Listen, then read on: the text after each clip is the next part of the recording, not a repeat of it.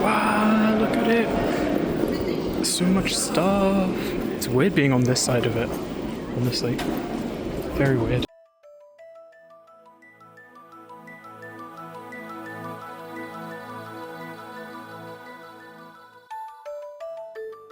The 18th of August 2025. This was the day that I had taken a decision that took over the next 3 months of my life, and it all started with this email. I had been accepted to table at my very first large convention, and this is just me wanting to document the whole experience. So hello, for those of you who don't know me, my name is Ritvik. I am a crochet artist that goes by the brand Astral Pomelo. As this is my very first YouTube video, I'll introduce myself a little bit. Put simply, I enjoy things like anime and gaming. Here are a few of my favorites. I love going outside. I enjoy nature, blah blah blah. You don't need to know much more about me. I've been crocheting for about 4 years now. I started during my second year of university because I wanted to do something that will help me relax. And since then, I've completely fallen in love with the craft. It's safe to say it's definitely the hobby that I partake in the most and spend the most money on. But it's also allowed me to express this creative side of myself that I'd never seen before, and it has just grown with me since. Honestly, that took me so long to write. For some context, I've just graduated with a degree in aeronautical engineering from Imperial College London, and I'm in the process of job hunting, and the amount of times that I've had to introduce myself is just exhausting. Anyway, back to the point at hand. Let's go back in time a few more months to the 18th of July, 2025. It was my very last day in London before I was moving back to Manchester to my parents' house, and because I'd never been to a large convention before, a friend suggested that we go to Hyper Japan. Now, I had heard of Hyper Japan before, and I'd also known about the whole convention scene, but because I'd never really done one before, and because the tickets were, fairly reasonable, I was like, you know what, let's do it. It's safe to say I had an amazing time there. I loved doing all of the stuff that was free. I loved going around Artist Alley and seeing all the tables and seeing everyone be able to present their stuff. And I even saw some crochet artists too. And that kind of made me think, like, maybe I could do something similar. Now, by this point, Hyper Japan Manchester had already been announced, and I was really like 50-50 on whether I wanted to do it.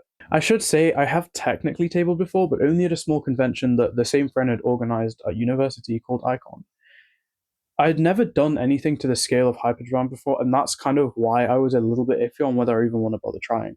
Now, I don't know exactly what put me over the edge with doing it. I think it's something to do with it being in my home city, so I don't have to worry about hotels or transport very much, and also the fact that it's a first come first serve application process, which for someone like me is good because I don't need to go through an extensive vetting process. Okay, so let's just get into the bulk of the video. The way I've done this is I recorded basically the week leading up to Hyper Japan, the event itself, and then a little bit after. And I might just pop in every now and then to give a bit more information or to give some context of what I've been saying. But yeah, until then, say hello to past me. So it's currently the 6th of November, and I think the plan for today is just to try and finish off all of the half-finished things that I've done. So I have this bird from K-pop Demon Hunter and the tiger and a bigger bird and all of the little nigiri and stuff and Sylveon. I have a bigger Sylveon too somewhere. But yeah, I think today I'm just gonna try and finish all of that first and then see where we get. So whilst watching this Gengar anime music video, shout out to the creator of it, I have decided that I'm just going to make my own pattern because he's just round and has spikes. It's not going to be that hard. But yeah, the Gengar body is done. It's very round. Yeah, that's all. Very round. Hello, so it's the end of the 7th of November. It's around 10. Thought just for today's update, I made this little Gengar, this little really round one. Need to finish the eyes. As you can probably see, this is starting to become a trend. I did actually make them originally out of felt, but the size was just a bit wrong, so I'm going to do them again tomorrow. But I think this is a pretty cute pattern. It's my own pattern that I just came up with today. I think it's pretty cool. I might refine it after the convention and sell it. Charms that I have. I had this cat one which I think was quite fun and quite cute. I did want to go with the kind of more common and universally used one, which is this star. Now, what I found is these back charms are pretty good quality. They're really tough to open up for the very first time though, and I found that in particular with the flower. I think it's meant to be blossom, and it looks really nice, but it is really difficult to put on. But then once it's on, it does look really good. And the last one that I got was this little heart shape, so I think it was kind of a good range of charms that I had. So I just added the topping to these roll cakes. It's like some cream and like a cherry type thing. So I have these matcha ones. I have 5 of these, and I started on some like chocolate ones. I've made 2, but I've run out of the the brown. I've run out of the brown yarn, so there'll just be 2 chocolate roll cakes. But I'm thinking of doing like purple as well, and I have a red left over, so I might just do some in red. And then I spent like the last hour and a half kind of sorting out these, like, don't know if you can see that, these key rings. So I've just been adding jump rings to that. So I have the flower, I have a star, I have this little heart that I got, and then there's also this cat one that I found, which I just thought was like kind of cute. So my plan is like, I'm gonna have a bunch of these pre-made, and for all of the smaller plushies that I have, I'm just gonna offer a service where like, for like £1 more or something, I'll add one of these keychains to it, so it's a bag charm. I was originally going to add a bunch of like little small trinkets. I have a bunch of like extra little stars and stuff, which I don't know, I'll show a picture of her, but I was thinking about it and I was like, I don't really want to bother adding way more work to me, like to what I have to do during the convention. So I just thought like, just having to add these is going to take a little bit of time, and I don't know, I don't want to like stagnate if people want to come through and talk or whatever. So yeah, that's all I've done for today. I'm quite happy with it, been fairly productive. Yeah, still got quite a bit left to do though, in terms of having to make signage and things, just all of the like organisation-y and admin-y stuff. But when it comes to actually making things, I'm pretty well on track. I think I'm completely done with all the big stuff that I wanted to make now. It's just like the little things that I can churn out really quickly. But yeah, we're on good pace. So I've slightly messed up.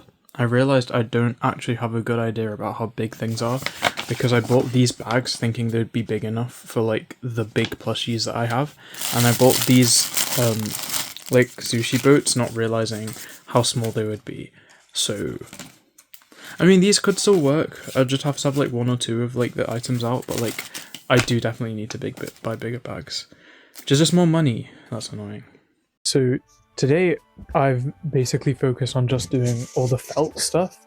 So today was felt day, and I am actually super happy with how much I got done today. So obviously I had a lot of plushies left over that I need to do felt for, especially for eyes. So to start, like, I finally added the eyes to the bird from K-Pop Demon Hunters, so that he is now complete. And I've also done the bigger version.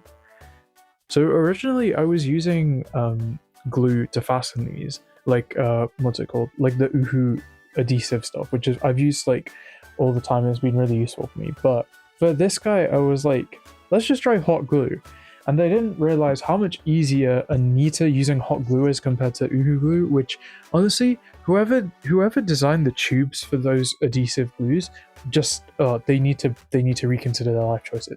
It's like you press it a tiny bit and then it all comes out and it doesn't stop coming out. Maybe I'm doing something wrong, I don't know, maybe I'm really stupid, but yeah, honestly, worst design glue. But then I have the chow that I made. So I have the dark chow, which you can see, like, I'd originally glued the complete ovals, but I realized that he's got like angular eyes, so I cut it off. But he's got little like patches now of dried glue, so I'm gonna have to, I don't know what I'm gonna do. I might like crochet like eyelid type things and put them over, because I think that'll be the neatest way to do it. But yeah, it's just a bit more work that I annoyingly added for myself. And then we got the hero chow. The eyes are a bit big, I won't lie. Like, compared to what I've done before, the eyes are a little bit big. But I do think it still looks cute. So I think I'm going to keep it. But then the one that looks kind of the most demonic is the normal chow, which, I don't know, the eyes are really big on this.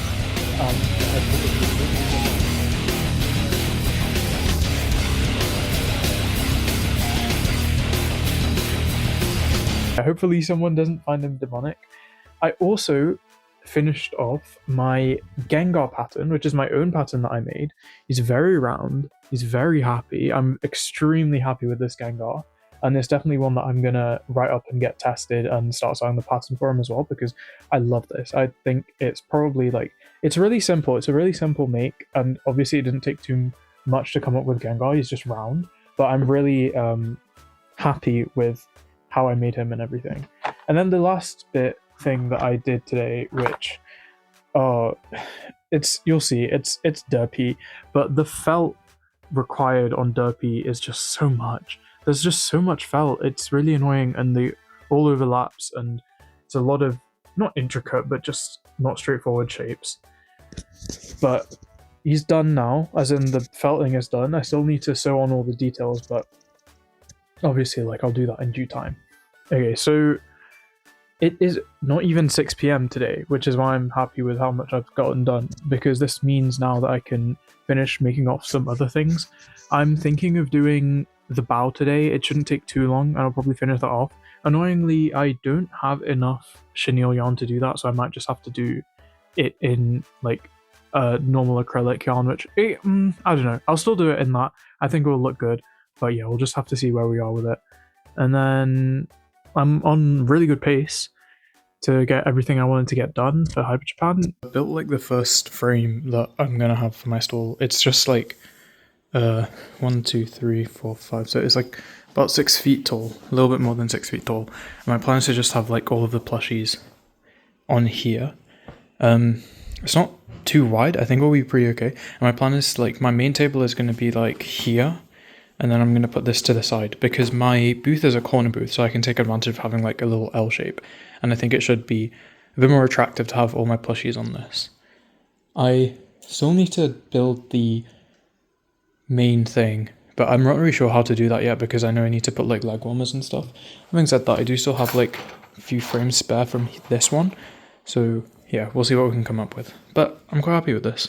So I've done my complete setup, like what I kind of intend on making, and this is kind of what I'm going to go for, so let me take you through it. So I'm going to hang the leg warmers all at the top, and then I've got my cat ear beanies I'm going to put on here, and the rabbit ear ones I'm going to hang there, but I don't have enough hooks at the moment.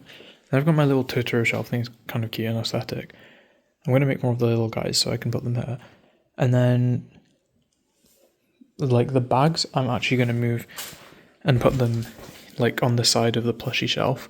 And then yeah, so we have the plushie shelf, which is all of the bigger stuff. I've kept the bottom one empty because I don't want to use it in case people don't see things that are in it, but I might use it if I make more stuff.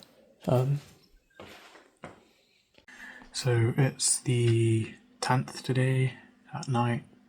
I'm kind of exhausted. I'm really tired. I finished making the bow. I was going to do 10, but I only made 9 because my arm hurts quite a lot today, so I'm just going to focus on like making the signs and stuff and editing the last video.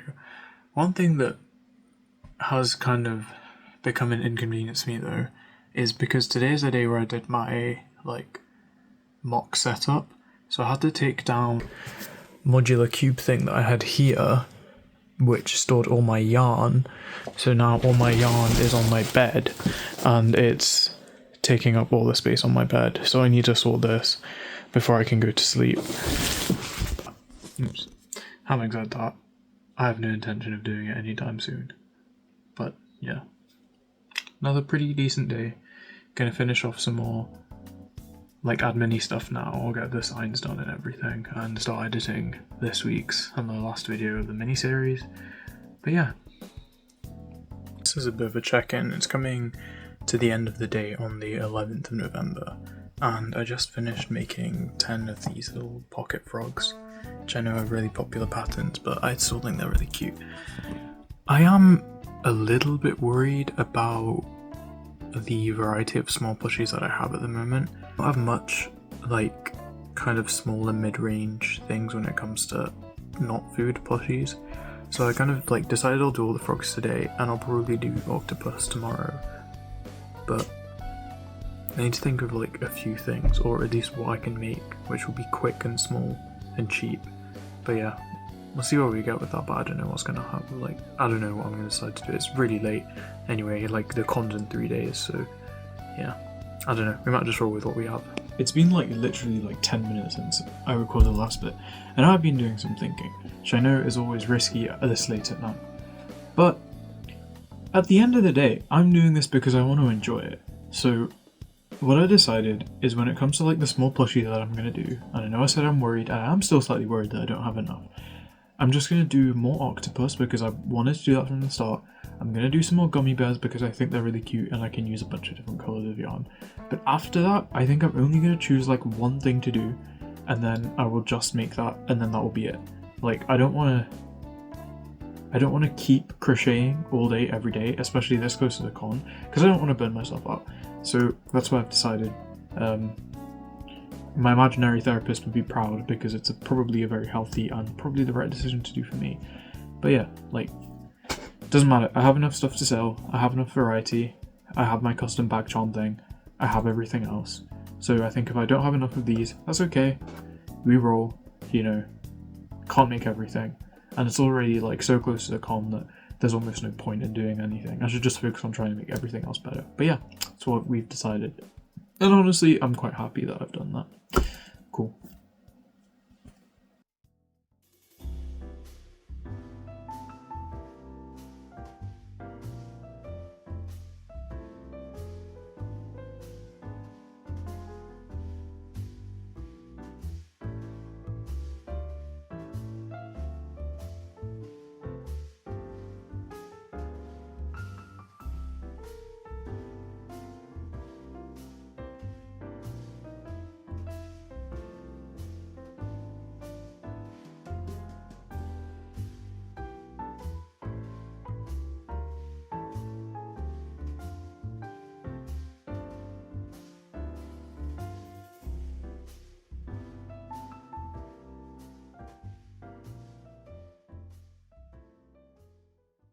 So a quick random thing that I just wanted to show off is the friend that does all of my art for me. She made me these templates for my signage, and look how awesome it is. It's all pixel art, like it's all done like through pixel art, but it's really like Stardew Valley vibes, and I absolutely love them. Like, we had to mess around with the exposure for one of them. They're meant to have the same background. Like, you can really faintly see some of the stars, like here, if you look closely on this, but like I messed with the exposure. But my menu one is going to be different because I want that to stand out even more. But yeah, I'm really super happy with these. I think they look amazing. And yeah. I'm having to bust the mic out for this because there's a guy who's not vacuuming. I was going to say vacuuming the lawn. No, he's mowing the lawn in the rain for some reason. Alas. Yeah. I have kind of got to a point where I really can't be bothered making anything else. I've been, like, I cut out all the signs for today. I finished sewing one of the bags. I've been making the gummy bears in different colours, and also doing more octopus. So I've got this ready. I'm going to just hot glue the mouth on because when I sewed it on the other time, it just takes so long to sew. So I'm just going to hot glue them on. But I kind of can't be bothered anymore. Like, I have to go tomorrow to set up, content in 2 days. And at this point, I'm just like, I don't know. I think one of my problems is that because in my setup, a lot of the food stuff is like, I'm just having individual stuff out in the tray. It doesn't feel like I've got that much out, when in reality, I have made like a lot of small stuff.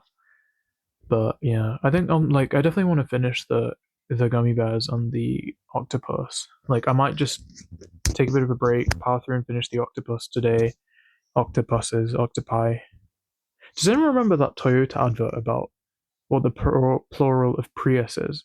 It always used to be in the cinema, and it was like something about like cacti, and I'll play it here for if. Plural, you ask, well, what does it do? You started with one, then added a few.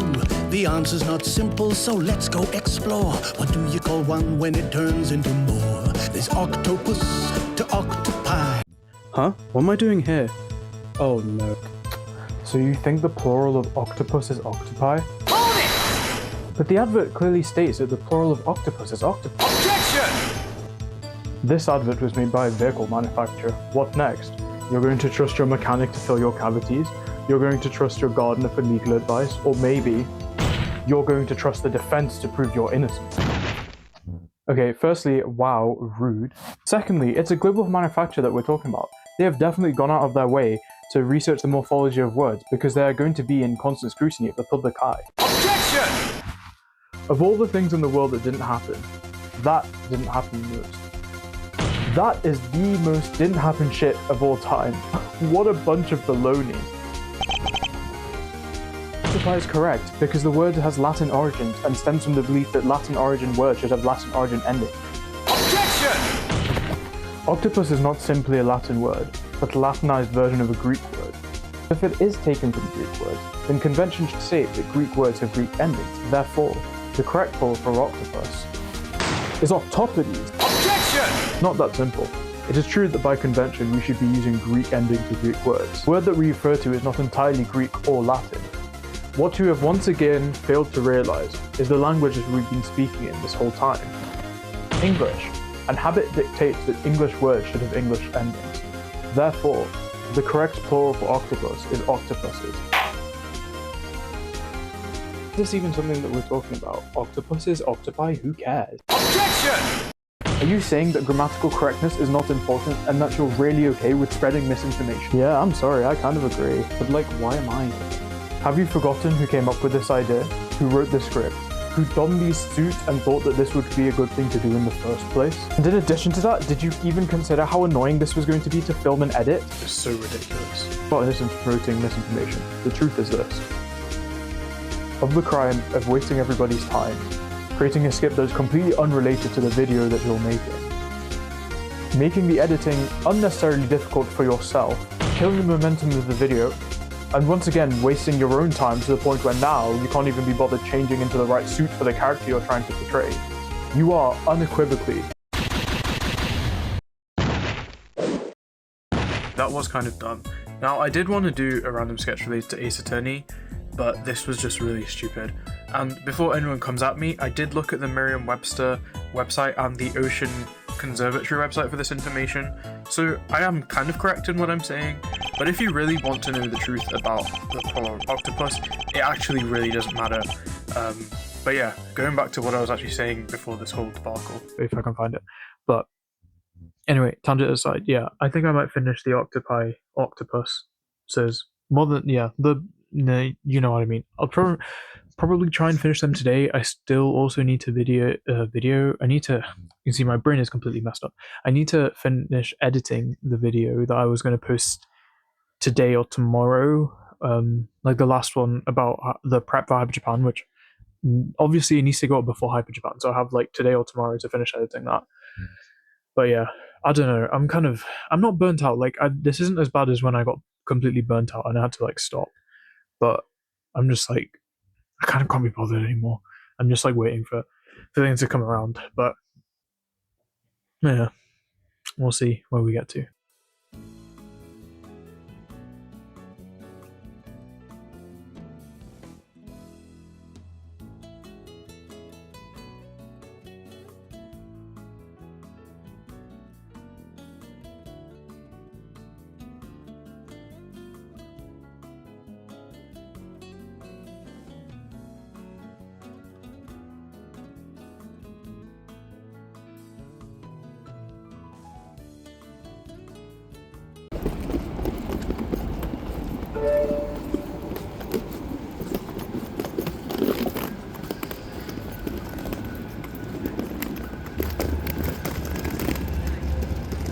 Wow, look at it. So much stuff. It's weird being on this side of it, honestly. So it turns out we weren't actually given enough space as we were meant to, because they decided that they just wanted to have some random alley in the middle. But bless, one of the organisers, she came and like helped move all of the rows, the tables on my row, so I could get the shelf here instead. Yes, amazing. 10 out of 10 organisation, love this. We got the new setup, so shelf is there now. Got the main thing all set up. But the way I did it, I ended up with exactly one of these left, which is so annoying. Okay, we're done. This is how I'm gonna leave it. I left my little octo there with some business cards, just in case anyone wants to take some. They are my old design. I'm saving my new one for tomorrow, but yeah, we're done. Okay, so setup is done. We're outside the convention center right now. I was gonna go home, but then I realized that Christmas markets are open because it's Manchester and it's near Christmas. So I'm gonna go to just walk around the Christmas markets for a bit.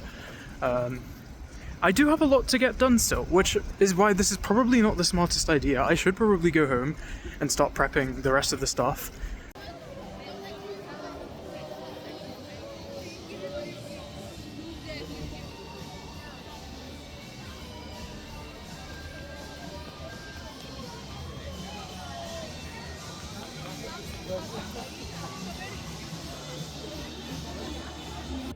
Hello, so you catch me on Thursday evening. I'm really tired. I just came back from setting up, which I should have put videos in by now of me setting up, but I'm gonna do finally an inventory check and just show you everything that I've made so far. I say so far because I do plan on all of it.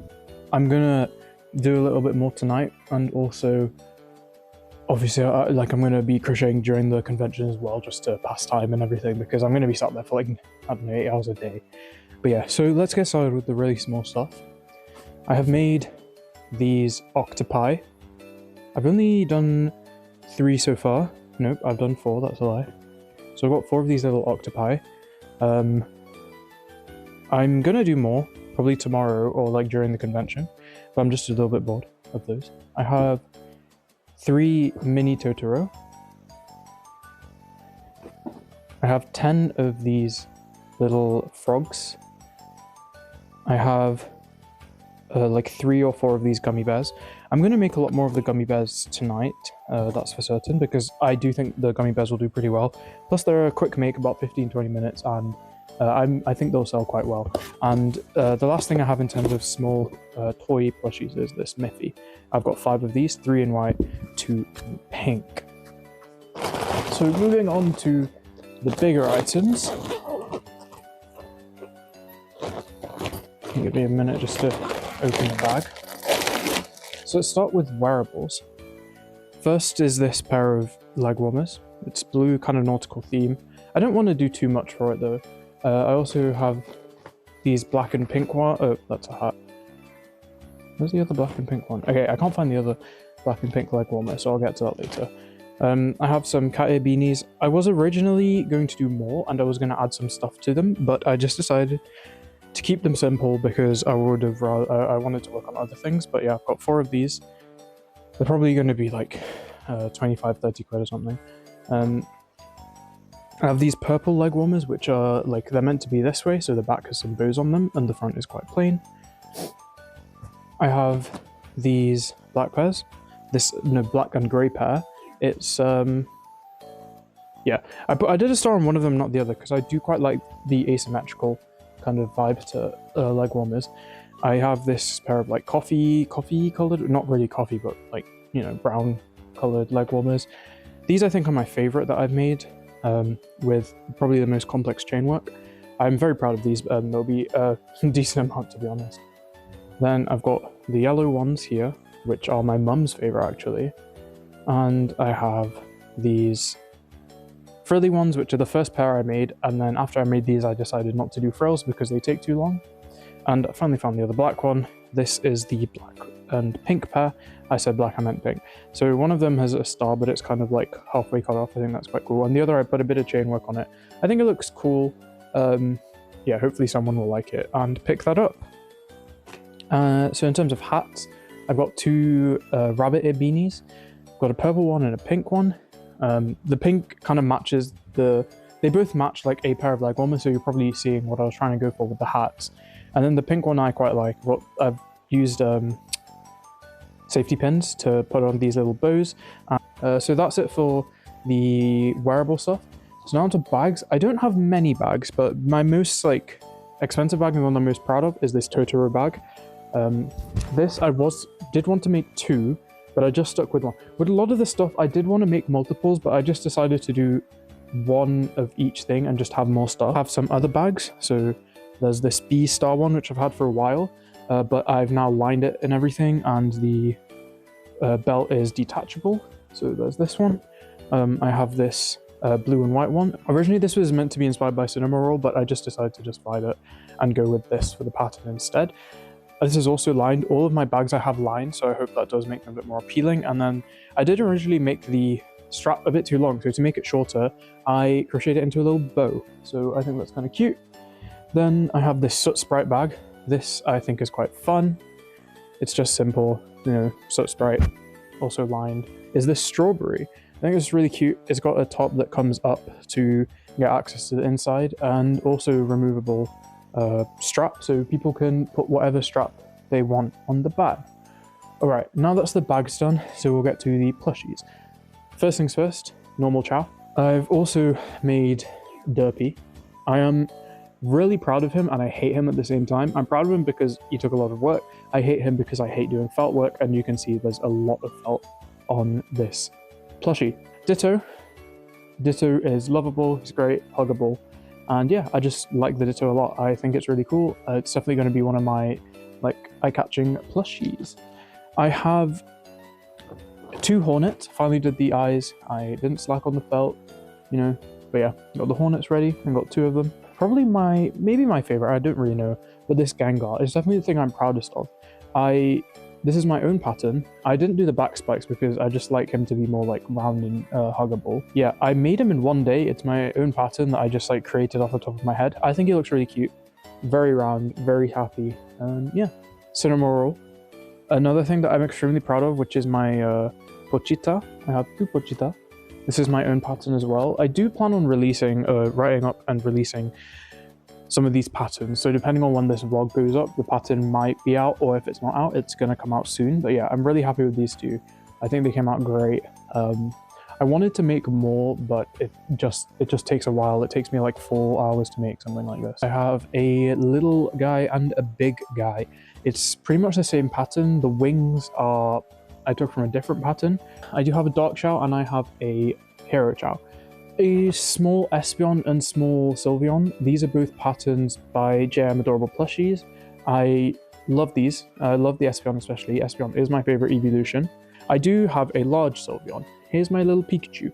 So this is my very own pattern. I created this because I wanted a Chibi Pikachu. Umbreon is completely my own pattern. It's based off the Chibi ones, and I did my own pattern for everything on this, and I love this. I think Umbreon is probably one of my favorite makes. For those of you with a bit of a keen eye, you can see this looks a little bit like a Lurantis. The point of this cat was I wanted to do like a Pokemon themed cats type thing. Then this is probably, I know I keep saying like best or favorite, but I'm really proud of this. It's a Roaring Moon cat, or as I like to call him, Meowing Moon. This is like a bat cat. We got 2 regular loaf cats. These are the basis for all of my cat patterns. Pattern is by Annie Caraway Art. She has like the de facto loaf cat pattern. And then the very last thing I have is this little fat Totoro. So, alright, I'm back and I have my box of food. As you can see, it's very, I don't know if the camera can see this, but it's very full. So, in my food, I have Soot Sprite cookies.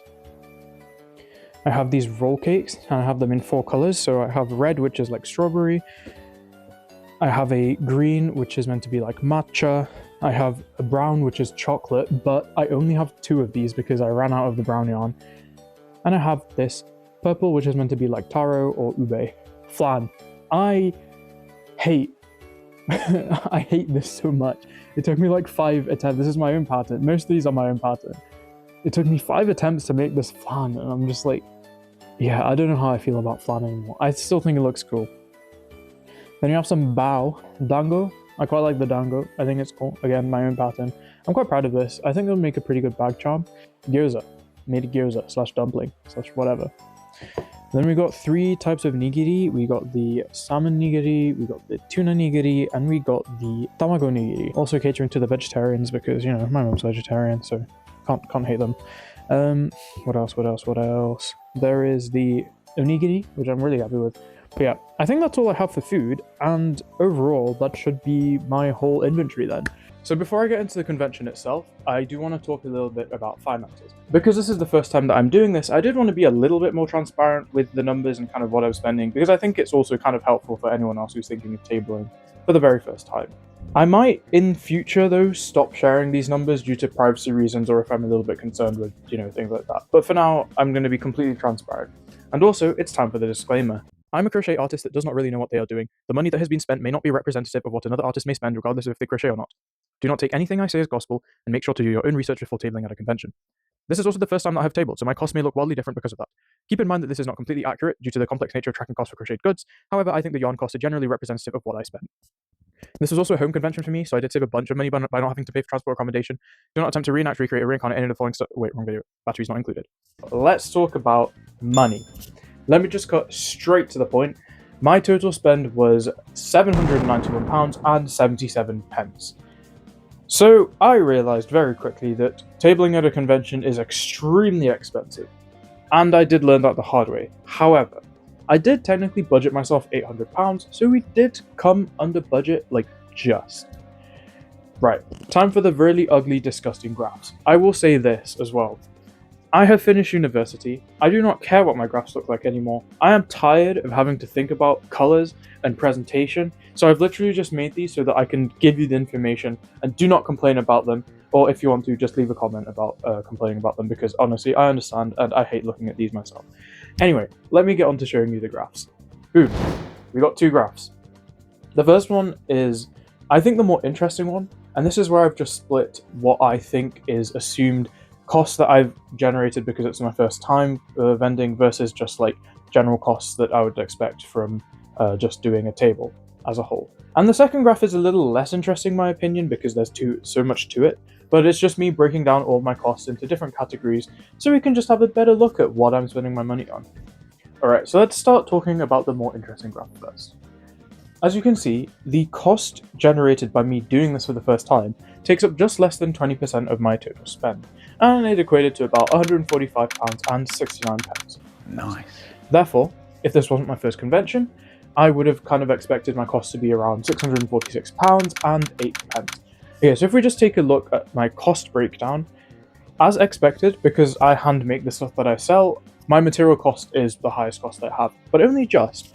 So I estimated that I spent around £224.50 on this, and as I said, this is an estimate because I didn't end up using all of the yarn that I purchased in, but I also did use some yarn that I had previously. So in my mind, it just all balances out, and that's the amount of money I had to spend, so that's, whatever.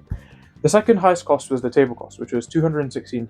Now, I'm not sure whether this is really high or not. I heard kind of mixed things when I spoke to quite a few of the artists at the convention. Some were like, this is quite high, some were like, this is kind of reasonable. I will say, now that I have the context of having applied to another convention, because I've just applied to MTM London, the table cost for that was about £255, but it was also a slightly bigger table than what we got at Hyper Japan. So, yeah, I don't know. Looking at the other costs, I think the most clear thing to me is that there's no real big standout costs. Everything is just an accumulation of having to buy little bits here and there, things like more business cards, I need to buy my table runner, parking, list all essentials, the cubes, stuffing. It's just like little bits of money here and there that I just keep spending and spending and spending, and that's kind of what generated my total costs. Now, I'm not sure whether this is generally good or not when it comes to tabling a convention, because this kind of means that it will be harder for me to save a big amount of money, but I'll have to work on saving on like little bits. As I said, £800 is a lot of money, and for some context as to how much I would have to sell to even cover this, we would be looking at about 114 frogs or 160 gummy bears, or I would have to sell 12 of my Hornet plushies, and this is just to break even. So let's just say that going into this, I was actually really, really worried.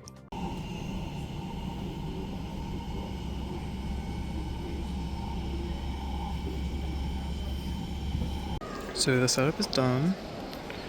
We got all the leg warmers and everything. It's basically what I was going for. And then we got the plushie shelf. I did move things around a little bit, like I put cinema roll at the top. But yeah, it's pretty much the same. Yeah, hopefully it all goes well. And I'll check in a bit. Also, look at the little food bit. Bless, my neighbour helped me with some magnets to put this up because it kept falling over. But yeah, cool.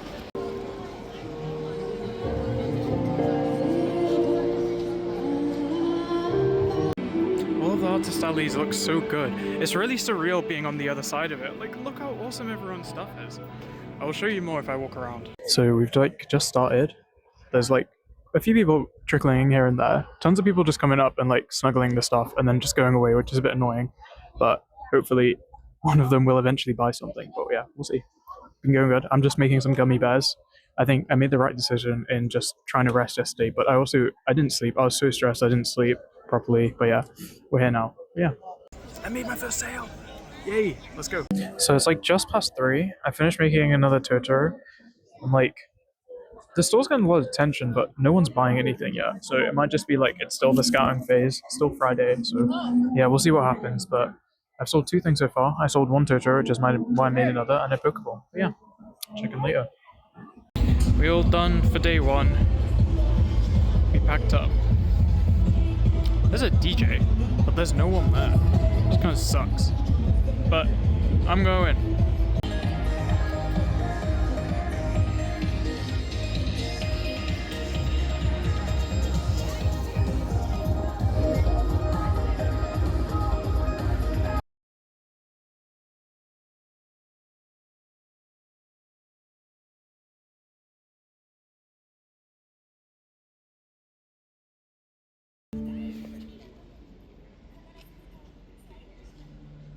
In the drum wedge, could we get slightly more of my vocal? So we're all set up for day 2. I decided to switch the position of the black and the purple border just because, like, firstly, my neighbor, like, a lot of their stuff is black, so it just got bent in a bit, and also I can see better through the purple to the plushie shelf.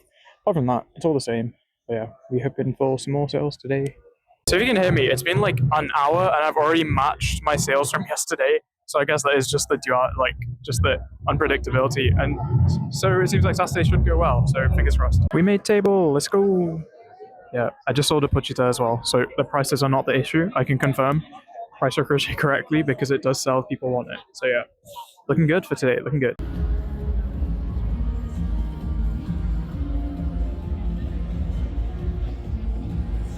So I realized I've now made back all of my costs, which is great. So we're actually profiting from this event.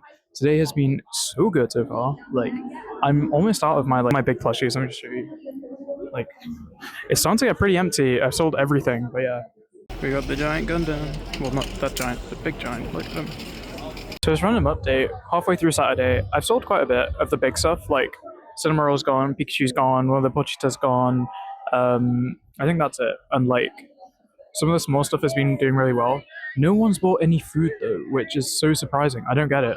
But yeah, we hope. Super tired though, but we got halfway left for Saturday, and yeah, see how everything goes. Crowd has died down like a lot. Like, it's really empty now, but yeah, we move.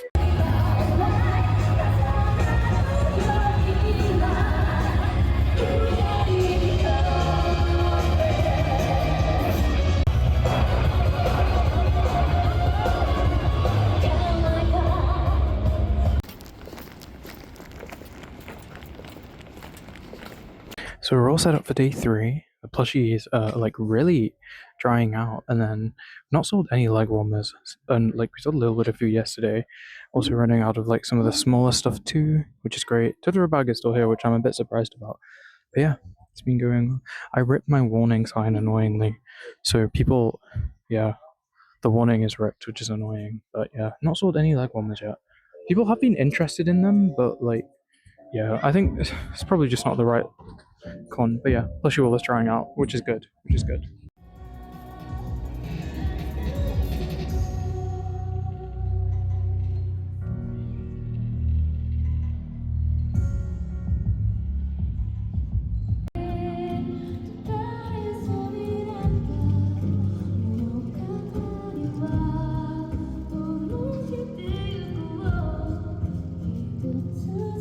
So we start the 3rd day. It's a little bit quiet. I finished an interview this morning, which was fun. I also was completely horrible in it because I hate being interviewed impromptu. But it's not even that. I was just so stressed because it's the first time I'm doing an interview properly for something. So yeah, yikes. But yeah, all right. Someone is here, so I'll talk to you later. I will say that artist is amazing. All the artists have been so good here. It's so slow. Everything's dried up, and I'm super tired. That's it. It's now like almost 2, and I'm so dead.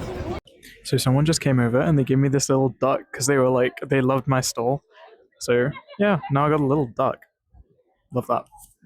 It's like 2. I had to do a quick trip to the car to get the Red Bull because I'm so exhausted and I forgot to bring it in with me this morning. So we're running back now. Like 3:30. I'm super duper tired now. It's like slowed down quite a lot. I'm making like a few sales here and there, but overall, like, buying the food still. We still got all of these, and then we still have some plushies left, some of the big stuff. No one's bought any leg warmers either, which is so upsetting to those, but I think people either like, they don't like the price, or they're like, I'll get it ruined, so there's no point buying it. But I don't know, just like take care of them. I don't know, but yeah. it is what it is. Like, we still got an hour and a half to go. I'm super tired, but we'll make it through.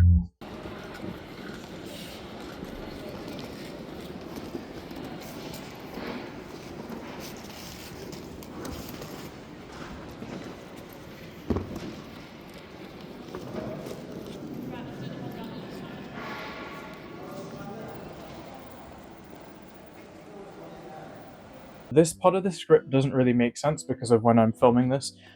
I'd written the script like a few days after the convention finished, but I'm now filming for the third time on the 22nd of December, which is like more than a month after the convention, which is just kind of testament to my bad planning, but whatever. So originally I had filmed like a 24-minute video of just me driving, like when I was driving back on the Sunday. But I rewatched that and I was just being really incoherent, and it was clear that I was tired as hell and I did not know what I was saying. And honestly, if I included that, I would not be surprised if all of my retention, whatever. I would not be surprised if everyone stopped watching the video at that point.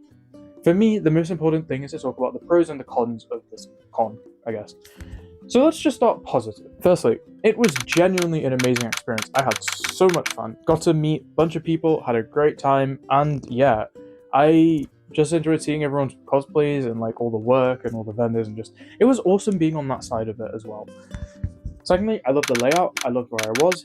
I kind of semi-lucked out with where I chose to book because I was close enough to the stage such that when it was quiet, I could go and enjoy the musicians and all the artists. But then also I was far enough such that my ears weren't being destroyed by the music. The organizers were incredibly helpful, as you saw. Everyone was really, really nice and supportive and kind of helped me with my problems a lot. Also, all the other artists were just brilliant. Special shout out to my vendor neighbor, who I'm now like pretty good friends with. They were amazing. Honestly, could not have asked for a better person to like be there with me, helping me during my first time. There's something about being around so many talented people where everyone's able to showcase their talents that it just makes me happy, and I love being in an environment like that. Okay, now, so let's get on to the negatives. It was exhausting. 3 days of sitting there for like however long, I don't even count. I think it was like 2 10-hour days and 1 12-hour day by myself. It was so tiring. Oh my god. When you sell stuff that's even slightly expensive, the amount of comments that you get about it is just so ugh. But I'll get into this later because I do want to address a few things. Oh, I think the worst thing is the children. Like, oh my god. There are some kids, and also this doesn't apply to just kids, but it was mainly children doing this, that they would come and they're like, oh my god, it's a toy, which my stuff aren't toys. My stuff is meant to be like collectible stuff for people who have the money and love a franchise and want to just like, you know. But the amount of children that would come up, they would see my plushie shelf and they would go and touch everything and pick everything up and mess everything around. It was so irritating. And the worst part is, I can't say anything to them because their parents aren't saying anything to them. A lot of the times, the parents would just stand there and then like smile as they watch their kids, and they'll turn to me and then they'll smile at me, and I'm just like, hey, hey, hey. But in my head, I'm like, oh my god, please stop touching all of my stuff because it's just so irritating. I'm just like, why? This, like, I get it, it's cute, it's adorable. Obviously I made this, so I kind of have to say that it's cute and adorable, but it's just like, please just have some respect. But honestly, the kids that just, and even actually some of the adults that just came up and they just started roughing up my things, I was genuinely so scared that a lot of it would break.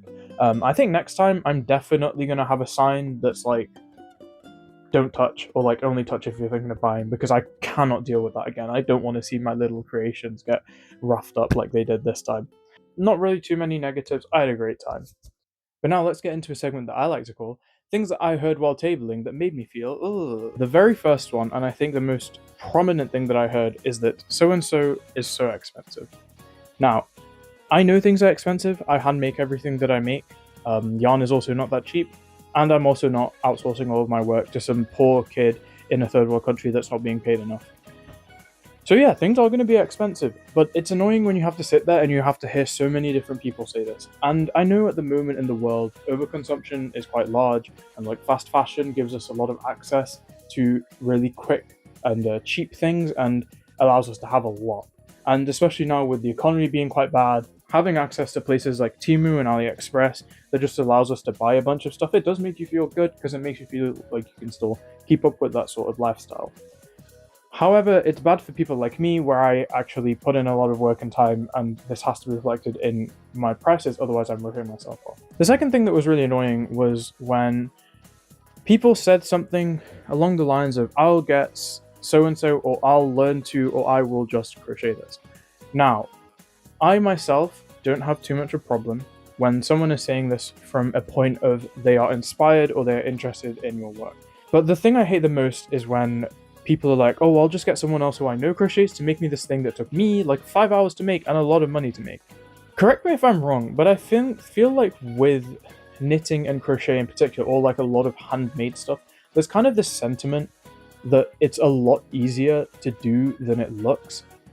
I've gotten a lot of people come to me sometimes and just be like, oh, well, I could probably do that. And I hate the fact that it trivializes the amount of work that I put in. But this also does apply to all artistic work. Like, it's not just a matter of doing it, per se. All of the people who have come to table, they've put in so much time to hone their crafts. So I get to a point where they can actually make something that people would want to buy and then go into their research on where to get print, manufacturing quality, and all of that. And they deserve to be recognized for their efforts rather than being trivialized. Another thing that I got asked a lot is like, did you make everything? And like, yes, obviously, I'm not going to resell things. I made everything. Okay, so the very last thing that actually did really piss me off is just something that I want to clarify. Okay, so yes, I am a guy. Yes, I am straight. And yes, I crochet. The amount of people that came and like they questioned whether I crocheted, or I could tell in the conversation that they were having with me, they questioned whether I crochet because one, I'm a guy, and two, because I'm not queer, kind of like really pissed me off. And I could tell in their conversations, I had conversations with people where they were like genuinely surprised that I crocheted. And it's annoying because I know there's this like kind of mental image a lot of people have where it's just like old women that's this they're the ones who do the knitting and the crochet and the fiber arts, but that's not true. The thing that makes art amazing is that anyone can do it. I also had to change the way that my booth was set up because originally I had like a little bit blocked off and I was just crocheting, like minding my own business, but I had to take down some signs and move them around so people could see that I'm actually crocheting, because otherwise I was getting like looks from people being like doubting that I'd made stuff, which was just so irritating. But then when I did that, I honestly just felt like a zoo animal, because then people would just come and look at me crocheting and I'm like, that's fine, that's kind of why I did it, but it was just irritating. And I'm like, just can you not just believe that I choose to do something like this regardless of who I am? Yeah, that really pissed me off. I think that's like, this whole segment has been a little bit of a joke, but this last thing really irritated me. Anyone can do any form of art. It's all valid. Don't question it. Have more common sense. Have more common sense. Yeah, that's the phrase. If you're gonna take anything from this video, it's have more common sense, because yeah, right. Okay, I was getting a little bit too irritated right now, so let's just move on to the next thing. All right, hello. So it's the Tuesday after the convention. Also, apologies for the rain if you hear it. I do have to caveat by saying I do live in Manchester, and as all Mancunians know, it does rain a lot. So it's been like non-stop rain. I think the like back end of the storm is coming through now. Luckily, it died down on the Saturday and the Sunday of the con, which was great. Yesterday it picked up again a bit, and today it's been horrible. But I just wanted to go through all of the stuff that didn't sell when, like during the 3 days of the convention, and kind of why I thought it didn't sell. So to break it down a little bit, my wearables, so this is like the leg warmers, the bags, the hats, they did really badly. Like, I sold one bag, which was my sort of Sprite bag, and apart from that, no one bought anything else. I'm not really sure why. With the leg warmers, I do think it's probably to do with price. And I also think like a lot of people are like, oh, it's too pretty, in the sense that I did hear a few people be like, oh, like I'm so scared I'd get it dirty, or like, just something like that. And because of that, they don't want to. It does kind of make sense. It's like you spend that much money on something, you're going to want to take really good care of it. And if you're going to want to take really good care of it, you won't want to wear it out as much and stuff like that. And especially because it's going on your legs, it's like, it's a lot easier. It's going to get dirty a lot quicker. But yeah, so none of my leg warmers sold. None of my cat A beanies sold. But that was fine, honestly. Like, in a way, I'm kind of glad I've held on to these, because now I have time to do the stuff I wanted to do with them before, which is like all the additional chain work and everything. I did list them for like kind of underpriced. Like, they were all 25, which but for the amount of time it took me, 25 is kind of underpricing them. But I think the wearable that I'm the most surprised that didn't sell is this Totoro bag. This is probably one of my best bags that I've made. I think it's really cute. I did think more about the practical use cases, which is why I added the little latch and everything. And it's honestly really sturdy. And I think for £60, I think this is a pretty good price, especially being handmade. But it didn't go, which I like. That's the one I don't know why it didn't go, because all the mini Totoro sold and the medium Totoro sold as well. And the mini Totoro I had to keep making as well on the day, on all 3 days. So it's like, it's not that there were people who weren't Ghibli fans. And like I said, the Soot Sprite bag sold as well. It's just, I don't know, no one wanted the Totoro. Maybe it's because it's plush, and maybe again, it's like people don't want the hassle of like having to take care of it. But I am genuinely quite surprised about that. Firstly is the bird. I did put a lot of work into him, and I do think he looks great. And I do think for £40, he was also one of my cheaper plushies. Also, the Ditto and Gengar I still have around, like Big Ditto and Gengar. The Pokemon in general did really bad. And in addition to all of those, the plushies didn't sell. The Lurantis cat, the one that I'm not surprised about is the Roaring Moon cat, which I priced at 95. I think it just was the wrong crowd for Pokemon related things. This guy didn't sell either, this little loaf cat. The other one sold. I sold one of these. Yeah, like I said, Umbreon, Espeon, both, not Espeon, Umbreon and Sylveon both didn't sell, which I'm a bit sad about. People just didn't want it, I guess, with the Pokemon. And the Chow. It's a bit weird because I was getting a lot of attention for the Chow. Like, I did get a few people actually ask me for the pattern, so I'm gonna write up the pattern and do a pattern test for it pretty soon. I still have my star bags. I still have the bee star bag. A lot of people like the strawberry bag though. Tons of people came up and they were like feeling it and tried it on and stuff. I forgot the most major thing that didn't sell. The food was a resounding failure. Now, I sold maybe out of everything, maybe like 3 or 4 pieces of food. I just have to keep this cardboard box like around somewhere. The thing is though, I don't even think it was like the wrong market for it. Yeah, they just didn't sell. They just didn't go. Overall, I'm not disappointed in kind of the stuff that didn't sell, but yeah, we'll see what I do for like next time and whatever. Oh, okay, let's talk about finances again. So, Friday was interesting for everyone. It was funny because a lot of people were complaining about how little traffic there was. I saw quite a few TikToks. Some of my friends sent me like Instagram reels or stuff of artists being like, was this worth it? Blah, blah, blah. I didn't make much. Like, maybe this was a mistake. I tend to give things a lot of slack in general anyway, but I particularly gave the benefit of the doubt here because it was my first time. It was a new convention, the weather was terrible, and there was some other thing that, and it was a school day as well because it was a Friday in the middle of term. But yeah, as I showed in the video, it was really empty. It was incredibly empty, and that reflected in my sales. See, today I only made £88, which was really, really low and did have me very worried. And this was everything that I sold. This was not snacks. Saturday was good. We made a lot of money on Saturday. The footfall was so much better. But let me just give you a more visual representation of how much I made. So let's just set the £88 from Friday, and let's move the 8 slightly, either one, just move it to the side a little bit, and drop a 0 in the middle. Boom, £808. I made like so much more money on Saturday than I did on Friday. And this made me really happy because I hit all of my goals today. Well, obviously I made my first sale on Friday, but I covered my table costs and I covered all of my costs. So past this, everything that I made was just pure profit. But the only caveat is that I did have to sell a lot, and I mean like a lot. Which kind of sucks because I have to hand make everything, so everything that I sell is like hours that I've put in of my time. Alright, so this is everything that I sold on Saturday. I'm going to see if I can list it all out. I've also had to put it up my monitor because it was a lot.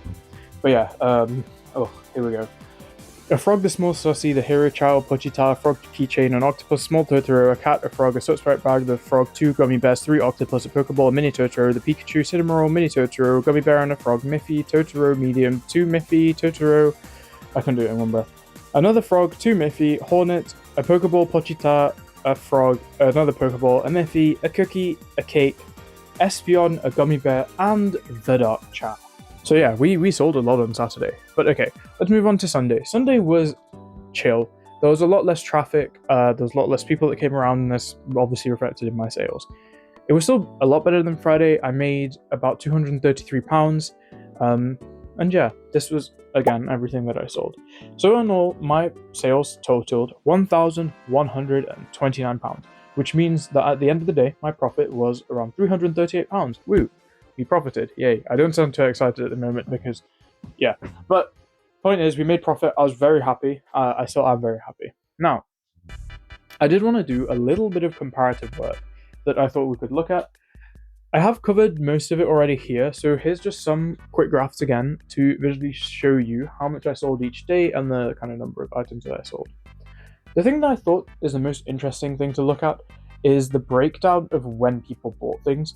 Now, with this chart, I'm going to just show the opening times and at the side because it puts a bit of better context into the buying habits. The start of the days were generally slow. The few sales tended to be people who were there for multiple days coming back after the day before because they wanted to just pick something up that they'd seen. Generally, what people do at conventions is they look around a few times, then they budget, and then they'll come back and buy things, and this reflected in my sales too. The sales on Saturday are really interesting, and I think they're a good reflection of this sort of spending habit. Because what I assume had happened is in the morning, people that were there on Friday came back to buy a few things that they wanted to. As people started to trickle in slowly on Saturday, you can see that there's this constant almost number of items sold per hour. I think the spike between about 4 and 5 p.m. is just due to people leaving the convention and they just want to buy things before they leave and like pick up the last few things. And this is what I also think is reflected in the Sundays because it was the end of the convention as a whole, so this is when people would probably make their most impulse buys. I was originally going to look at how much like monetary value I sold per hour as well, but I just found that the sample size was way too small for me to like get anything meaningful out of it. Hello, so I wanted to kind of finish the video where it all started, which is just me sitting at my desk where I made that decision to take the leap and to table at my first convention. What this whole experience has really been for me, because for me, this whole experience has been a lot more than just tabling at a convention, and I'll get into that a little bit. Also, as this is the reflection bit, can we please get the reflection music? Thank you very much. Alright, I had originally tried to do this bit off the top of my head, but what I realized is I wasn't really able to very clearly or well articulate my thoughts. So it's also like I decided just to script this part because I can get across my points a lot better. Also, because of that, I am reading off a screen, so if I look away from the camera or whatever, or I'm like looking in different directions, it's because I'm looking at a screen reading the script. For some context, I used to be like really amazing academically, and that's not meant to be a flex, but it does tie into what I'm trying to get at. Throughout my time at school, particularly in secondary, I was known for being really good at maths. And I remember a particular time in year 8 when someone else beat me in a maths test.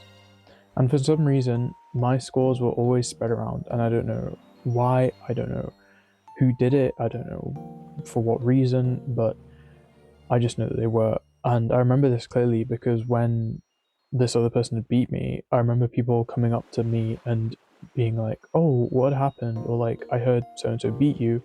Or some people who, some of them I didn't even know, they just came and laughed at me. And this wasn't the first or the only time that I'd heard these sort of comments. And it's that word that I really hate, beat, as if I had somehow lost. And mind you, I still did really well. I wanted to be happy, I wanted to be proud, but how could I when this was the kind of reaction that I used to get? Luckily, this did reduce as we all grew up a bit, but the effects of those moments had stayed with me, and like my scale of satisfaction shifted. It was half that I didn't care, but not in like a confident way. It was more I was just tired of everything. And I was always frustrated. Whatever happened, I was just always frustrated. And this created this weird thing for me where me doing well was no longer an achievement, but just an expectation that I'd put on myself because of the environment that I was in. Now, I couldn't show this to anyone because people thought that I was being arrogant when I got a good score and I wasn't happy. So I just had to like fake this joy and satisfaction. And mind you, this is just how I remember everything. And other people might say differently, but it's more about kind of the effects that it's had on me. But what came with this is that I mentally tied myself to academics, and slowly that was all I was becoming to myself. Now, there is more to this, and I don't want to discuss it because it is very personal, and let's just say that mentally I've never really been in a great place, and this didn't really help with that. And then the setbacks started. I remember when I went for my interview at Cambridge University, and I bombed it. Like, I seriously messed up my second interview of the day, and when I walked out, I remember feeling really odd. Like, my brain had just completely stopped. I had this fogginess that I'd never felt before, but I dismissed it as, like, whatever. But when I failed to get in, that's when these comments started again. Things like, wait, how? Like, what happened? People saying stuff like, I thought you were a shoo-in. It wasn't the fact that I just failed to get in, but it was the fact that I felt like other people thought it as though this was some sort of cataclysmic event, and the comments this time weren't just from my peers, it was also from teachers too. One thing that I do remember though, and really appreciated, but I never had the courage to express at the time, is a friend of mine in particular, where she didn't really say anything that was supportive. She didn't actually say anything that indicated that I should feel bad about this. She just dismissed it and was like, oh, whatever, like it happens, doesn't matter, move on. And to me, that was so refreshing to her at the time. All this is to say that I tied my self-belief and my worth so greatly to academics that I neglected that I could be someone without it. And then came university. University was a really interesting experience for me. Overall, it wasn't great. If you know Imperial College, it's really intense, and it's pushed me further than I've ever gone mentally, and I don't think for the better. And also going into it, being in a bad place, which I will say I didn't know about at the time, it really didn't help. I suffered a lot, and then the setback started again. I could no longer keep up. I was in a really bad place, and I began comparing myself to others a lot. I was no longer great academically, and this particularly hurt me because genuinely, without that, I felt like I was nothing. It was really the only thing that I'd known until that point, and that's where it started again, the fogginess that I've had in my brain. And it has led to a lot of issues. The stress has caused me to lose a lot of my hair, I gained a lot of weight, my memory has just not been as good since, and like I struggle to remember specific quips or like quotes or just even parts of games or franchises that I really like. There's been quite a lot of times when someone is trying to discuss something with me about something I like and I just generally can't think of anything, which is particularly hard for me because when I was a kid I used to know so much random stuff and it kind of used to be my thing. And in all of this I felt empty. I didn't believe in myself anymore. It came to a point where I was just kind of coasting and I'd accepted that I was nothing. But I think the worst part is that I still spent hours and hours on academics.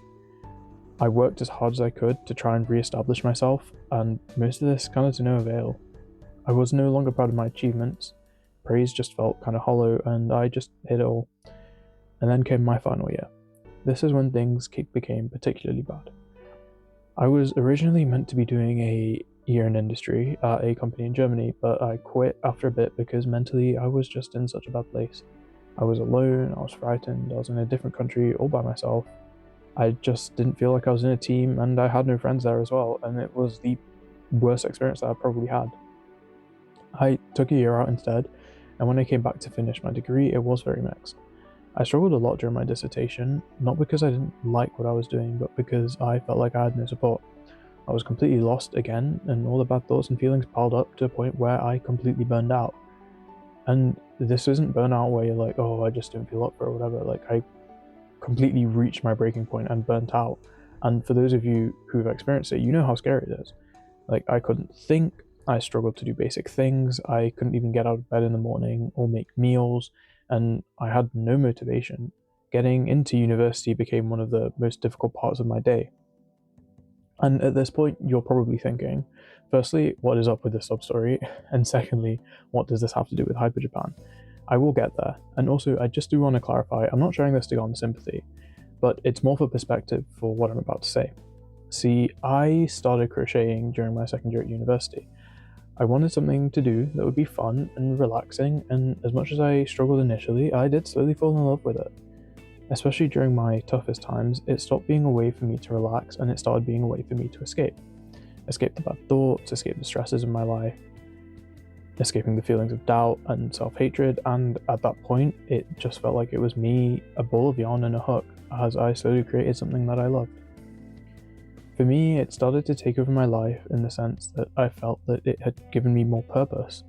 I mentioned at the start of this video that one of my friends organised conventions at uni which I sold at. I don't think I ever told her this, but genuinely the lead up to these were some of my most favourite times because I could focus on creating something amazing, and it was incredibly stressful trying to balance it with everything else. But I loved every second that I spent thinking about what to make, researching new ideas and trends, and eventually just being able to make these really cool things. The ability to stare at a plushie and just think, I made this was my work, my efforts, it was a feeling that I rarely felt about the stuff that I did. And this leads on to Hyper Japan. As you've seen, it wasn't easy. I went through a creative block, I got really stressed over things like if I'd made enough, and I was still disappointed when some of the stuff didn't sell. But there's one thing that's been consistently true about this whole time. Even if I felt like I couldn't be bothered, or I struggled, or I was completely tired, I never actually stopped making things. And this wasn't out of necessity, it was a want. I wanted to keep going, and to keep creating, and just to keep pushing and doing this thing that I love doing. And when I went in on the Friday and set everything up, took a step back to look at everything that I had made and where all of my efforts had gotten me, I felt something that I had not felt about myself in years, maybe even over a decade, and that is being genuinely proud of myself. None of the faking, none of the showing face or pretending that I'm happy. I was genuinely and completely proud of the work that I had done. And throughout the weekend, being able to see something that I had done make other people happy, being appreciated for the work, being able to be amongst and talk to so many other wonderful people, I was happy. I was in such a good place, and I was genuinely proud of myself for something that I had done. And when I think about what I've achieved, I still feel proud and happy. I really shouldn't say this in case a recruiter is watching, but I'm not scared to admit that I'm still a bit lost in life. I've lost all the joy and passion that I have for anything academic. I don't know what I want to do with my degree. Thinking about having to apply that part of my brain again, it makes me feel uneasy. But I do know life isn't all easy and, rainbows. But in the case of what Crochet has done for me, I feel like I have genuine purpose with it. When I do it, I'm able to just be at peace with everything. I feel calm, I feel steady, and I enjoy every moment of it. And of course, when I finish a piece, I'm able to look at it and think, yeah, I did that. That was all me. It's given me purpose, it's given me happiness, and most importantly, it's allowed me to feel genuinely proud of myself. And I wouldn't have been able to do any of this if I didn't take the plunge and decide to table at Hyper Japan. So I guess the question is this: am I going to keep going? Am I going to subject myself to the stress again, and all that effort and all the work and the hours of just constantly making things? And most importantly, do I plan to table at more cons? Well, honestly, for me, there's only one real answer to that: yes.